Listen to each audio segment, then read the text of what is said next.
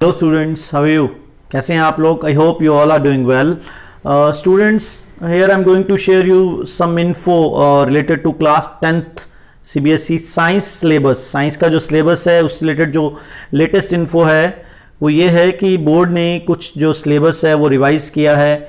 Revise में यहाँ पे ज़्यादा कुछ नहीं, सिर्फ ओनली जो सिलेबस है कम किया है, सिलेबस को डिडक्ट कर दिया है जो आपका प्रीवियस सिलेबस था. हियर जो आपके सामने ये जो स्क्रीन पे शो हो रहा है that is that part of syllabus जो डिलीट कर दिया है आपके ओल्डर सिलेबस में से. यस, आई रिपीट, ये जो सामने आपको स्क्रीन पर शो हो रहा है that portion is कटेड from your previous syllabus. ये पोर्शन जो है ये डिलीट कर दिया है, ये अब आपको रीड नहीं करना. This is the deleted portion. इस चीज को समझ लीजिए, ये जो भी सिलेबस आपको स्क्रीन पे शो हो रहा है ये डिलीट कर दिया है. So I am going to read it, तो आपको थोड़ा मेमोराइज हो जाएगा. First of all, metal non metal का जो टॉपिक था उसमें से कुछ बेसिक पार्ट को रिमूव कर दिया है.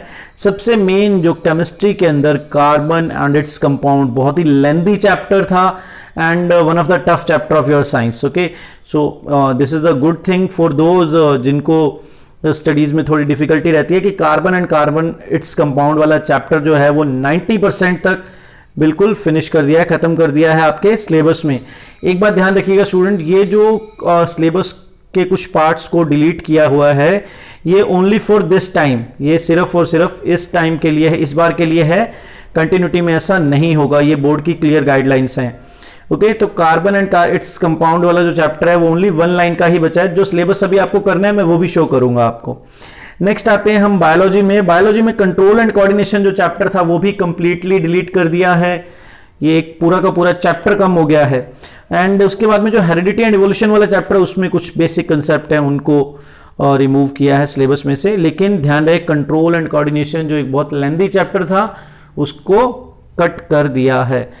देन आफ्टर फिजिक्स में आते हैं. फिजिक्स में जो ह्यूमन आई का चैप्टर है उसमें फर्स्ट जो टॉपिक आता है अबाउट ह्यूमन आई वो कट कर दिया है. एंड इसके डिफेक्ट इसमें एक चैप्टर एक टॉपिक आता है that is various I defect, जिसमें मेट्रोपिया, हाइपरमेट्रोपिया और उनके जो डायग्राम है उनके करेक्शन से रिलेटेड न्यूमेरिकल्स, बहुत ही इंपॉर्टेंट टॉपिक था, ये भी कट हो गया है.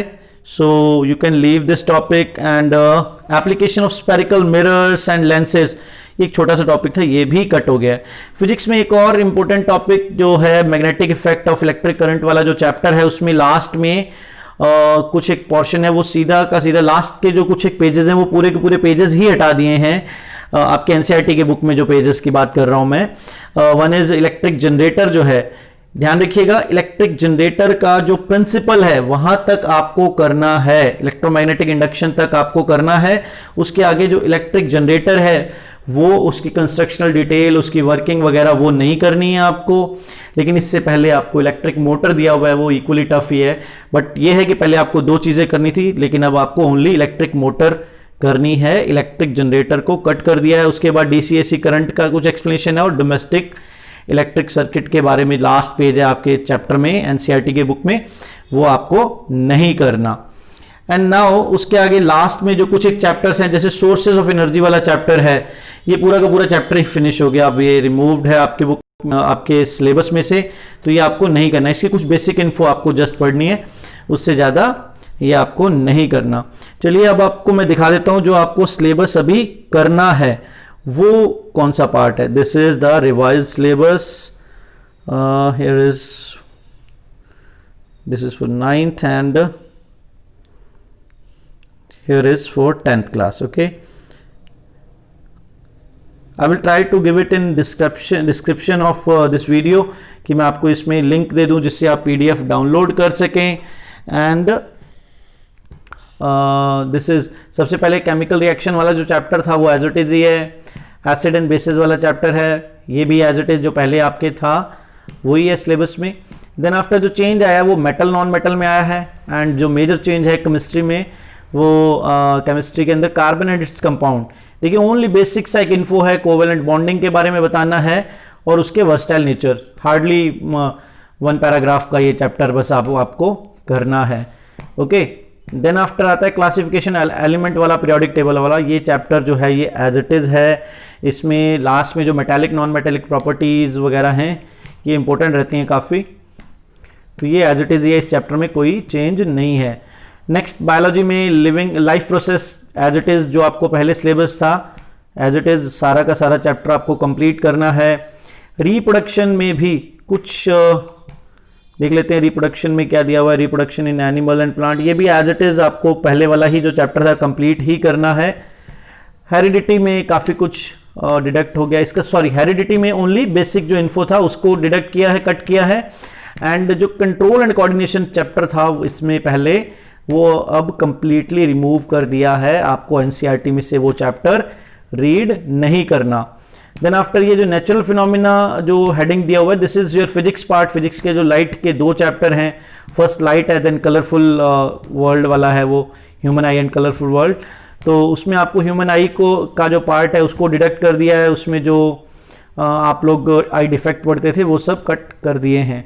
बाकी का जो सिलेबस है वो एज इट इज़ है, वो आपको लर्न करना है।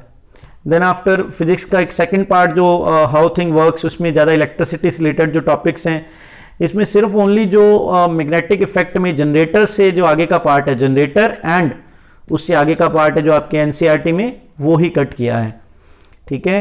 एंड लास्ट वाले जो चैप्टर्स थे जो आपके नेचुरल रिसोर्सेज वाले, उनमें एनर्जी सोर्सेज वाला चैप्टर कंप्लीटली कट कर दिया है। बहुत छोटा सा पोर्शन बचा है, 3 चैप्टर थे, उसमें से आपको only ecosystem, environmental problem, ozone depletion, waste and their solution, biodegradable and non biodegradable substance, ये बहुत ही छोटा सा पार्ट रह गया है। लास्ट के जो 2-3 चैप्टर थे जो जनरल साइंस के, उसमें से ये बहुत ही छोटा सा पार्ट रह गया है। ओके स्टूडेंट, सो जो लोग सेल्फ प्रिपरेशन कर रहे हैं, घर पे मेहनत कर रहे हैं, हार्डवर्क कर रहे हैं, उनके लिए एक ज़रूरी इन्फो है ये, that's why I am sharing on my YouTube. So thank you for being watching.